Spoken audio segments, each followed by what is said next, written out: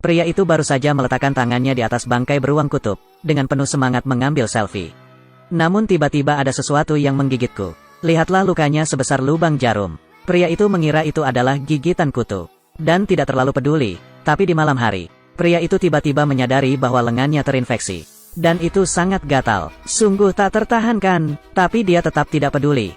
Hanya perban sederhana, tapi keesokan harinya, dia menyadari ada sesuatu yang tidak beres. Perbannya benar-benar mengeluarkan darah hitam. Saat dia melepasnya dan melihatnya, melihat nanah di dalam luka. Saat itu seseorang datang untuk berbicara dengannya. Jack tanpa sadar melepas perbannya.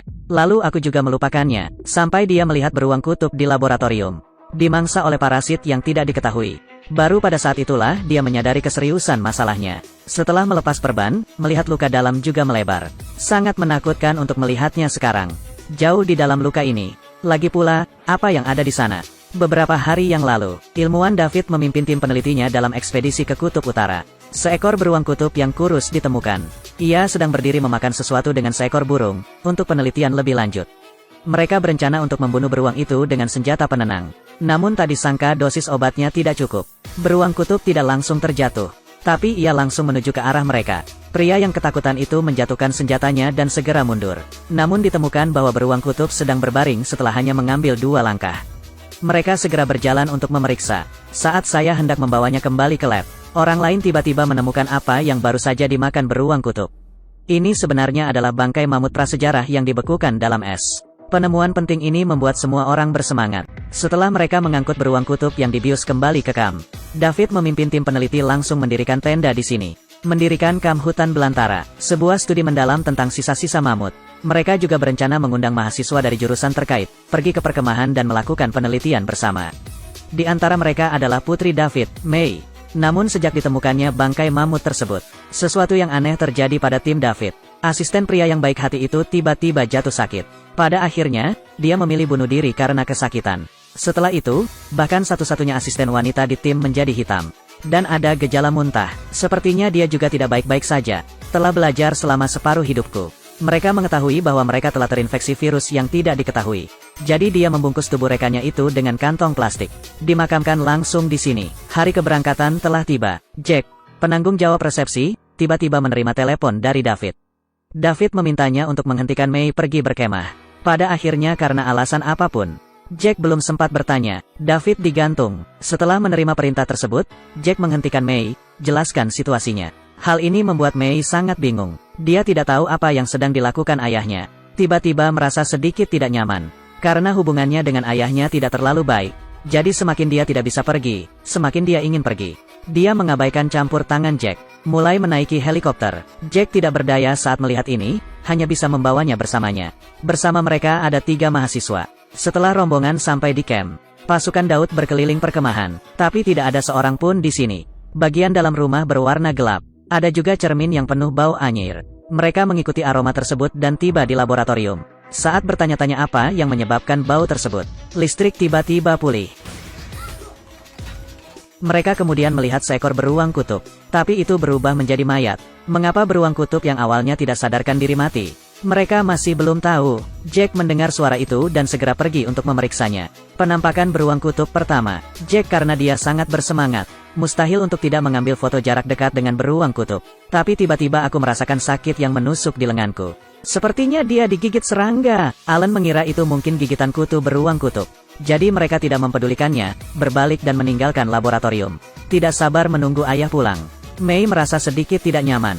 Dia terus-menerus menggunakan walkie-talkie untuk menghubungi ayahnya. Setelah asisten wanita menerima kabar dari May, segera memberikan walkie-talkie itu kepada David. May di sisi lain tidak menyangka hal itu. Ketika ayahnya mendengar bahwa dia akan datang, dia sangat marah. Katakan padanya untuk tetap di markas dan tidak pergi kemana-mana. Setelah panggilan berakhir, dari percakapan May dan David, asisten wanita itu baru mengetahui bahwa David berbohong padanya. Seberapa menakutkankah virus yang tidak dikenal ini? Dia bisa mengerti. David berjanji padanya untuk tidak membiarkan mahasiswa itu datang. Namun kini bukan hanya mahasiswa saja yang datang.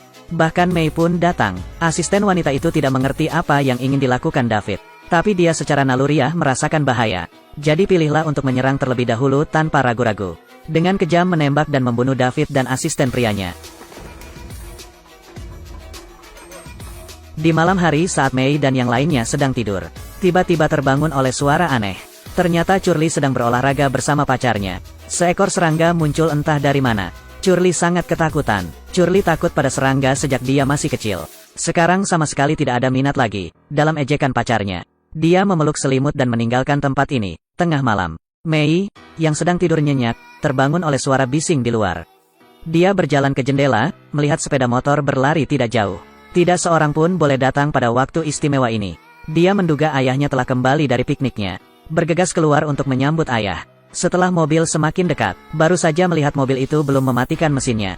Tidak ada seorang pun di sekitar. Tepat ketika dia sedang bingung, terdengar erangan dari helikopter di dekatnya. Dia pergi untuk memeriksa helikopter di sebelahnya lagi. Jenny, ya Tuhan.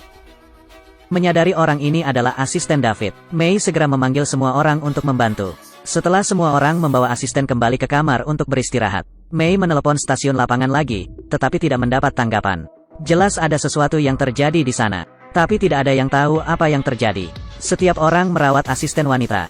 Alan menemukan kamera tanpa film. Asisten wanitanya masih demam tinggi. Alan menilai dia mungkin menderita pneumonia. Curly mulai menyadari ada yang tidak beres di sini. Dia bilang ada serangga di mana-mana di sini. Pacarnya tidak tahu dia digigit apa, seluruh tubuhnya dipenuhi bekas luka. Dia menyarankan semua orang segera kembali ke kota. Dengan demikian, penyembuhan bagi orang lain juga dimungkinkan. Jack mengutarakan pikirannya, disarankan untuk menggunakan perangkat GPS di mobil asisten wanita. Naik helikopter ke stasiun lapangan. Temukan David dan lainnya, segera kembali untuk membawa asisten wanita tersebut ke rumah sakit untuk dirawat. Namun, ketika mereka sampai di helikopter, hanya untuk mengetahui bahwa kabel internal telah dipotong. Tidak perlu berpikir, ini pasti dilakukan oleh asisten wanita. Sepertinya dia sengaja mencegah orang untuk pergi. Meskipun saya tidak mengerti mengapa dia melakukan itu. Namun dibutuhkan setidaknya beberapa jam untuk memperbaiki helikopter. Mereka berencana memanggil helikopter lain. Dan Mei berniat mengendarai sepeda motor. Pergi ke stasiun lapangan untuk mencari yang lain. Saat ini, pacar Curly tiba-tiba menyuruh mereka berhenti. Dia mengatakan kondisi asisten wanita itu tiba-tiba memburuk. Sepertinya dia tidak bisa bernapas. Setelah semua orang kembali ke rumah, saya hanya dapat melihat bahwa asisten wanita tersebut tidak dapat hidup lebih lama lagi. Dia memuntahkan banyak slime hijau. Mei dengan cemas meminta semua orang untuk memberikan pertolongan pertamanya. Tapi tidak ada yang punya pilihan. Pada saat ini, asisten wanita itu sepertinya sudah sadar sebentar. Dan dia terus meminta maaf kepada Mei. Jangan biarkan mereka pergi dari sini, jangan biarkan mereka pergi. Mei juga ingin bertanya siapa yang tidak bisa pergi. Namun asisten wanita itu tiba-tiba berhenti bernapas. Mata berputar ke belakang dengan aneh. Ketika Mei melihat itu, dia ingin bernapas untuknya. Namun dipotong oleh Jack dan yang lainnya. Karena wanita tersebut mungkin telah tertular penyakit menular. Pernafasan buatan hanya akan merugikan orang yang merugikan dirinya sendiri. Baru pada saat itulah Mei menyadari. Apa yang baru saja kulakukan sungguh ceroboh. Jadi mereka berencana untuk mengisolasi kamar asisten wanita itu. Mei tidak bisa menghubungi ayahnya. Semakin khawatir, tanpa mengucapkan sepatah kata pun, dia melompat ke atas sepeda motor, pergi ke stasiun lapangan untuk mencari ayah. Hanya perlu mencari ayah, dia bisa bertanya apa yang terjadi. Segera, keduanya menemukan kamp hutan belantara berdasarkan GPS. Saat mereka memasuki tenda, tidak ada seorang pun di dalam. Sebaliknya yang ada adalah tubuh mamut prasejarah yang telah dicairkan. Keduanya terkejut, tapi detik berikutnya, mereka melihat sesuatu yang lebih mengerikan. Tubuh mamut sebenarnya memiliki telur parasit yang merayap, mencairkan telur dengan mamut. Keduanya langsung memikirkan sesuatu, jika tidak ada hal tak terduga yang terjadi. Kematian mendadak asisten perempuan itu mungkin terkait erat dengan telur serangga. Mei takut, hanya ingin mencari ayah dan pergi dari sini secepat mungkin. Keduanya kemudian menemukan mayat di balik tenda. Dia adalah asisten laki-laki ayah Mei. Hal ini membuat Mei semakin mengkhawatirkan keselamatan ayahnya. Dia mencari ke seluruh penjuru kamp tetapi tidak dapat menemukan ayahnya. Tapi letaknya tidak jauh dari kamp. Ada sebuah lubang besar yang baru saja dikubur.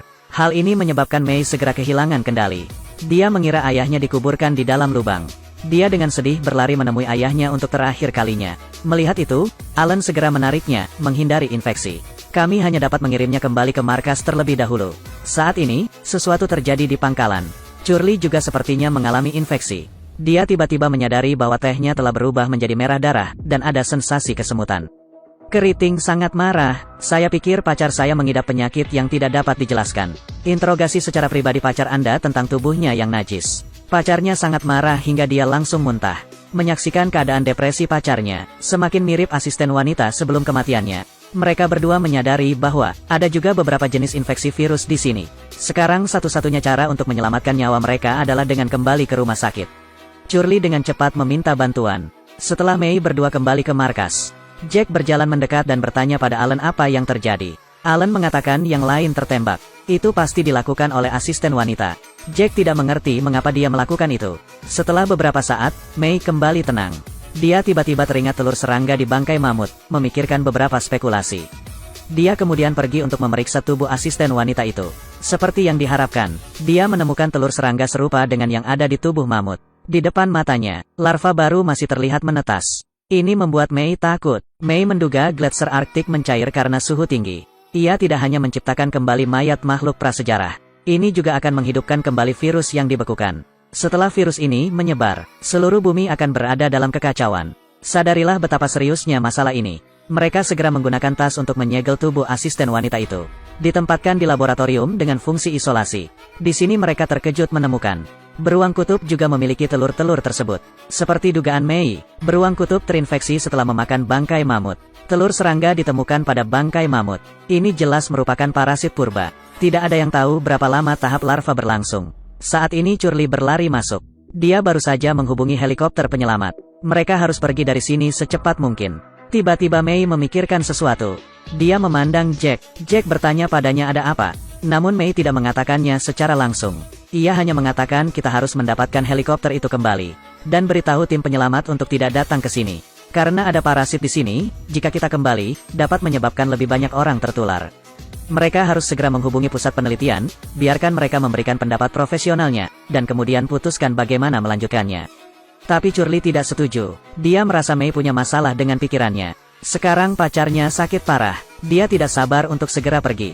Mei mengatakan bahwa semua orang di stasiun lapangan sudah mati, karena mereka tidak dapat mencegah hal ini. Dia akhirnya mengerti mengapa asisten wanita itu meminta maaf. Karena dia membunuh ayahnya, tidak mengerti apa yang sedang terjadi, Curly sangat bingung. Mei menjelaskan, asisten wanita itu awalnya ingin mencegah orang pulang. Apa yang dia katakan sebelum dia meninggal adalah, jangan biarkan mereka pergi. Artinya parasit. Curly tidak mengerti apa yang mereka katakan. Alan menjelaskan lebih lanjut. Dia dan Mei telah mencapai gletser yang mencair. Melihat mamut berbulu, isinya telur serangga seperti beruang kutub ini. Dan seperti apa yang ada di dalam tubuh asisten wanita itu. Dan mungkin saja pacar Curly juga membawanya. Saat ini Jack berkata dia mungkin memilikinya juga. Curly ketakutan dengan apa yang mereka katakan. Karena Anda juga memiliki parasit jenis ini di tubuh Anda. Namun Curly selalu menyembunyikan penyakitnya. Selalu tidak ingin menghadapi kenyataan. Mei menyadari betapa parahnya masalahnya. Mengandalkan beberapa orang saja tidak dapat menyelesaikan masalah. Dia berbalik dan berjalan keluar. Cobalah menghubungi pusat penelitian melalui radio untuk diproses. Tanpa diduga, Curly marah. Tendang pintu hingga terbuka. Langsung menggunakan senjata untuk menembak korban radio. Karena dia merasa jika Mei melakukannya. Hal ini untuk menghalangi cara hidup mereka. Bukan saja mereka tidak bisa pergi. Saya hanya bisa menyeret diri saya sendiri sampai mati di sini. Dia diliputi rasa takut. Dia bahkan mengancam orang-orang sebelum tim penyelamat tiba. Semuanya harus mematuhinya. Suasana di antara mereka menjadi tegang. Pacar Curly keluar dengan perasaan mual. Dia tidak bisa bertahan lagi. Melihat kondisinya, semua orang terkejut. Mereka menyimpulkan bahwa dia juga terinfeksi parasit. Tapi tidak ada yang mengatakan yang sebenarnya. Karantina saja dia di ruangan kosong. Mei mengangkat pakaiannya, menemukan bahwa telur serangga memang muncul di tubuhnya.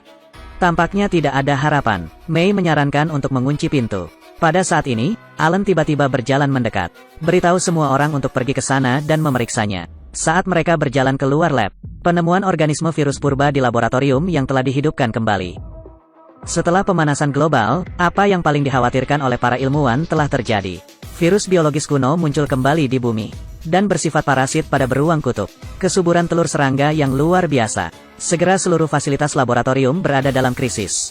Jack memperhatikan luka di lengannya berangsur-angsur membusuk. Dia menyadari bahwa dia juga terinfeksi, sebelum telur di lengan menetas sepenuhnya.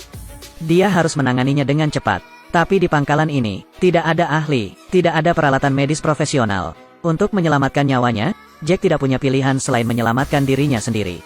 Awalnya Jack ingin menggunakan pisau untuk membelah luka busuk itu. Keluarkan telurnya dari sana. Namun tiba-tiba telur itu menetas. Serangga yang terbuka dengan cepat masuk ke dalam daging. Semua orang ketakutan. Tiba-tiba saya tidak tahu harus berbuat apa. Namun setelah menyaksikan kengerian parasit purba, untuk menghindari diri Anda tercakup dalam telur serangga, Jack membuat keputusan yang bertentangan dengan nenek moyangnya. Jari bisa mengeluarkan pisau dapur. Minta bantuan orang lain. Dia ingin bertahan hidup dengan memotong lengannya. Alan dan Mei langsung ketakutan. Tidak berani bertindak, khawatir jika melakukan hal tersebut Jack akan mati kehabisan darah. Melihat itu, Jack mengambil pisau dapur dan memberitahu mereka, jika orang tidak melakukannya. Kalau begitu aku harus melakukannya sendiri.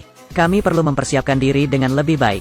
Meski di dalam hati Mei dan Alan menolak, namun sepertinya tidak ada cara yang lebih baik. Pertama-tama mereka memberi Jack suntikan obat penghilang rasa sakit. Kemudian gunakan potongan kain sebagai pengganti turniket untuk mengencangkan bagian atas. Berikutnya, seseorang hanya bisa meminta berkah Tuhan. Tapi Curly tidak berani melihat. Dia memegang pistol di sudut. Dia menemukan adik laki-lakinya telah berubah menjadi saus tomat. Namun bagian penting ini tidak dapat diabaikan. Setelah mereka berdua memberikan pertolongan pertama pada Jack, tangan Alan yang memegang pisau dapur tidak mau dilepaskan. Pada saat ini, Mei menemukan bahwa lebih banyak telur mulai menetas. Alan kemudian dengan brutal menebasnya. Tapi pisau dapurnya tidak tajam. Terjebak di lengan, Jack menjerit kesakitan. Rasa sakit menyebar ke seluruh tubuh. Pada saat kritis, Mei dengan tegas mengambil pisaunya. Setelah beberapa kali pemotongan berturut-turut, Jack akhirnya menyerahkan separuh lengannya. Meski dibius, tapi Jack masih merasakan sakit yang luar biasa hingga dia pingsan. Mei segera membalutnya untuk menghentikan pendarahan. Alan dengan cepat menggunakan penyembur api untuk menghancurkan serangga. Lengan tersebut kemudian dimasukkan ke dalam kantong plastik untuk diisolasi. Tapi apakah itu benar-benar bekerja? Setelah pembalutan sederhana, Curly dan Alan menggendong Jack yang tidak sadarkan diri. Ayo beristirahat di sofa. Saat Mei membuka kotak P3K, saat ingin memberikan pertolongan pertama pada luka Jack, dia secara tidak sengaja menemukan buku catatan penelitian yang ditinggalkan ayahnya. Ini sebenarnya berisi informasi rinci tentang parasit purba. Ternyata David mengetahui keberadaan parasit tersebut. Mereka bukanlah serangga sejati, yang merupakan vertebrata prasejarah. Laki-laki tidak berbahaya, hanya saja gigitannya sangat menyakitkan. Namun betina akan memasuki makhluk itu untuk bertelur dan bereproduksi. Tuan rumah akhirnya dilahap dan mati. Kecuali catatan, David juga meninggalkan beberapa rekaman video. Namun satu-satunya kamera video ada di dalam kantong jenazah asisten wanita tersebut. Untuk melihat apa yang ada di dalamnya, Mei harus mengambil risiko. Dia dilengkapi dengan alat pelindung dan dengan hati-hati memasuki laboratorium. Saat dia membuka kantong mayat, mayat asisten wanita ditemukan telah tertelan. Hanya satu kerangka yang tersisa. Dia menekan rasa takutnya dan mengeluarkan kamera video. Namun telur dari bangkai beruang kutub tiba-tiba menetas, dan segera mengelilinginya. Untungnya, Alan memperingatkan dengan lantang tepat pada waktunya. Mei tidak berani berhenti, keluar dari lab tanpa menoleh ke belakang. Setelah melangkah keluar, dia segera melepas pakaian pelindungnya. Karena dia merasa seperti ada serangga yang merayap di tubuhnya. Saat dia mengangkat bajunya dan berbalik, memang ada serangga di pinggangnya. Bersiaplah untuk memasuki tubuhnya melalui luka. Alan yang bermata tajam dengan cepat meraih ekornya, menggunakan kekerasan untuk menyeretnya keluar dan menginjak-injaknya sampai mati. Namun Curly masih khawatir tubuh Mei terdapat serangga lain, akan menyebar ke semua orang. Jadi dia menggunakan pistol untuk memaksa Mei. Minta dia melepas semua pakaiannya. Periksa apakah ada serangga yang merayapi tubuhnya. Impoten, Mei harus melepas pakaiannya agar Alan dapat membantu memeriksanya. Setelah 6 jam penyelidikan menyeluruh, dipastikan tidak ada apapun di tubuh Mei. Setelah memastikan keamanan, Curly baru saja meletakkan pistolnya.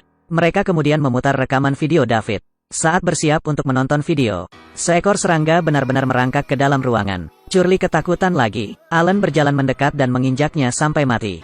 Tapi suasana di laboratorium sepi. Ada suara lain yang tidak biasa. Mereka tiba di depan pintu laboratorium dengan perasaan tidak nyaman. Dan kaca di depan mereka dipenuhi parasit. Melalui jendela laboratorium, pemandangan di dalam membuat bulu kuduk mereka berdiri. Semua telur serangga di kedua mayat itu telah menetas. Ini tidak akan lama lagi. Pasukan serangga ini akan keluar dari laboratorium. Mei menyarankan semua orang segera bersembunyi di helikopter. Inilah satu-satunya tempat aman saat ini. Kemudian bakar seluruh alasnya. Saat ini, pacar Curly dikurung di ruang isolasi. Telur-telur di tubuhnya juga mulai menetas. Wanita yang terinfeksi virus kuno. Dalam kesakitan, dia berteriak agar semua orang menyelamatkannya. Namun dalam kasus ini, tidak ada seorang pun di luar yang berani membukakan pintu untuknya. Untuk membantunya tenang, Alan berlari untuk mengambilkan obat penenang untuk wanita itu. Lengan Jack terasa sakit tidak nyaman sekarang. Perasaan seperti ada sesuatu yang bergerak di lukanya. Meski lengannya putus, namun saat Mei memeriksa lukanya, ditemukan di dalamnya masih berisi telur serangga. Ternyata parasit tersebut telah hidup di dalam tubuhnya. Melepaskan lengan tidak akan membantu. Wanita itu masih dengan panik mengetuk pintu. Curly memandangi pacarnya yang berjuang kesakitan. Merasa sedikit tidak nyaman, namun yang terpenting, keputusasaan. Kamu harus tahu, kamu juga punya parasit di tubuhmu. Dengar ini. Curly memandang yang lain dengan ngeri. Takut mereka mengetahui bahwa mereka juga terinfeksi. Tapi untungnya tidak ada yang memperhatikan. Hien langsung menembak pacarnya secara brutal. Semua orang memandang Curly dengan tidak percaya. Curly berbohong bahwa pacarnya memintanya melakukan ini. Yang tidak terduga adalah wanita itu tidak meninggal. Memimpin berarti jatuh ke dalam genangan darah karena kesakitan. Dia masih hidup. Bajingan, ketika Jack mendengar ini, dia marah dan meninju wajah Curly. Jack juga tahu dia tidak bisa diselamatkan lagi. Demi keselamatan semua orang, Jack meminum 2 obat penenang. Masuki ruangan dengan tegas. Pisahkan diri Anda dari wanita itu, agar tidak menimbulkan kesulitan bagi yang hidup. 3 orang sisanya harus segera dievakuasi untuk menyelamatkan nyawa mereka. Mereka menyerukan dukungan melalui radio. Helikopter akan segera hadir. Mei mengatakan itu sebelum pergi.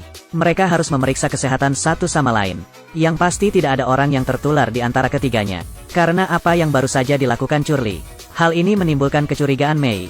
Tentu saja saat ini Curly menolak bekerja sama. Karena tidak ada seorang pun yang memahami kondisi fisiknya lebih baik daripada dirinya sendiri. Dia hanya ingin meninggalkan tempat ini secepat mungkin. Jadi dia tidak menolak untuk diuji. Dia bergegas pergi dengan pistol di tangannya. Mei segera mengejar, menghentikan Curly. Dia tahu bahwa Curly dan pacarnya selalu bersama sepanjang waktu, pasti tidak akan lepas dari nasib tertular. Gelisah oleh Mei, keriting marah. Pada titik ini, dia tidak perlu lagi menyembunyikan apapun. Akui secara langsung bahwa Anda terinfeksi. Karena di matanya, 2 orang di depannya sama-sama tewas. Tidak ada yang bisa menghentikan keinginan Ahuns untuk melarikan diri. Setelah selesai berbicara, Curly menyerang kedua Mace. Pada saat kritis, Curly tiba-tiba tertembak di kepala. Penembaknya tidak lain adalah orang lain. Itu adalah David, ayah Mei. Ternyata dia belum mati. Asisten wanita pada saat itu tidak mencapai titik kuncinya. Itu sebabnya dia menarik kembali tubuhnya yang terluka dan menyelamatkan mereka berdua. Melihat ayah itu masih hidup, Mei sangat senang hingga dia menangis, dan bertanya apakah ayah terinfeksi. David menjawab tidak. Mei segera menceritakan kepadanya apa yang terjadi di kamp, dan mereka menghubungi helikopter untuk datang menyelamatkan. Sekarang mereka berencana untuk membakar seluruh markas untuk menghindari masalah palsu ini. David pun setuju setelah mendengar ini. Dia memberitahu mereka di mana bensin itu disimpan. Biarkan keduanya dengan cepat membakar dasarnya. Ini akan menghilangkan semua telur serangga. Tapi saat saya memasukkan bensin, Mei menyadari ada sesuatu yang salah. Dia curiga ayahnya sudah mengetahui hal ini sejak lama. Dia segera berbalik dan pergi ke ruangan lain. Memutar ulang kaset video yang belum ditonton. Dan kebenaran lainnya membuatnya lengah. Ternyata ini semua direncanakan oleh David. David telah terlibat dalam penelitian tentang pemanasan global dan perlindungan lingkungan selama bertahun-tahun. Berkali-kali dia menegaskan bahwa ada masalah. Pemanasan iklim terkait dengan aktivitas manusia. Orang seringkali tidak siap menghadapi masa depan yang tidak pasti, dan mengorbankan keuntungan langsung. Oleh karena itu, agar terhindar dari bencana yang paling mengerikan, beberapa orang perlu dikorbankan, untuk menyadarkan masyarakat akan krisis ini. Sama seperti menghindari gempa besar, dan secara aktif meledak di dalam tanah menyebabkan gempa kecil. David mendapatkan ide ini, lalu kesempatan itu datang. Mencairnya gletser menyebabkan makhluk prasejarah terbangun. Hal ini dapat memberikan pelajaran yang menyakitkan bagi umat manusia. Untuk mencapai tujuan ini, David secara aktif menanamkan makhluk ini ke dalam tubuhnya. Dia ingin secara pribadi mengubah makhluk purba ini, bawa kembali ke kota dan sebarkan ke umat manusia, memperingatkan dunia mengenai dampak pemanasan global. Untuk mencegah manusia terus-menerus merusak lingkungan hidup. Asisten wanita itu mengetahui rencananya. Dia kemudian menembak dan membunuh asisten laki-laki dan David. Asisten wanita sebelumnya menyabotase pesawat tersebut, untuk mencegah mereka membawa parasit kembali ke kota. Tak disangka, kehidupan David sungguh luar biasa. Kini dia telah kembali untuk melaksanakan rencana terakhirnya. Mei kecewa saat dia mengetahui kebenarannya. Sarankan untuk tidak melakukan ini. Karena ribuan orang akan mati. Tentunya mereka punya cara lain. Tapi David menjadi gila. Pada dasarnya tidak dapat mendengar apapun. Dia berbalik dan keluar dari kamar. Lalu mengunci mereka berdua di dalam. Saat ini helikopter penyelamat telah tiba. David hanya bisa dengan kejam meninggalkan putrinya, naik helikopter penyelamat, dan berbohong bahwa semua orang di pangkalan itu terinfeksi. Tidak mungkin lagi menabung. Beritahu pilot untuk tidak menunggu mereka. Penting untuk lepas landas dengan cepat. Untuk menghentikan rencana gila David, Alan buru-buru memecahkan jendela, melarikan diri keluar. Helikopter sudah mulai lepas landas. Alan bergegas maju, berpegang teguh pada helikopter, dan dengan lantang memberitahu pilot bahwa David terinfeksi. Namun semuanya sia-sia, pilotnya tidak bisa mendengar apapun. Dalam keganasan Daud, Alan dengan cepat kehabisan energi. Dia terjatuh dengan keras dari pesawat ke tanah. Melihat Alan jatuh ke dalam kotak, Mei patah hati. Dia merasa sangat putus asa. Tapi dia tetap tenang, dengan berani mengambil pistol dari tanah. Bertekad untuk membunuh orang yang dicintai demi keadilan. Dia mengarahkan senjatanya ke helikopter dan menembak tanpa pandang bulu. Kaca depan akhirnya pecah. Secara tidak sengaja menusuk leher pilot, menyebabkan helikopter kehilangan kendali. Menabrak pangkalan, juga dengan lancar membunuh semua parasit. Bagaimanapun, ini sudah berakhir. Mei buru-buru berlari ke Alan. Lihat apakah dia masih bisa diselamatkan. Tapi Alan mengalami pendarahan hebat dan tidak bisa bertahan lebih lama lagi. Tak lama kemudian dia kehabisan napas. Mei bisa membawa catatan penelitian dan video, bersembunyi di helikopter, secara bertahap tertidur karena kelelahan. Saya tidak tahu sudah berapa lama. Dia sekarat dan akhirnya menunggu untuk diselamatkan. Ketika dia kembali dia akan mengumumkan semuanya. Sekarang orang-orang melihatnya sebagai pahlawan. Namun bencana dari makhluk purba ini belum berakhir, beruang kutub saat Depths. Makan bangkai mamut bersama burung lain. CPN burung itu juga tertular, dan terbang keluar dari Arktik membawa sejumlah besar telur serangga. Menjadi makanan anjing, dan anjing itu memakan burung itu. Juga menulari pemilik yang baru saja kembali dari kota. Setelah menonton, kami menemukan pemanasan global menyebabkan gletser mencair. Yang sebenarnya menakutkan adalah virus mematikan dari makhluk prasejarah akan dihidupkan kembali.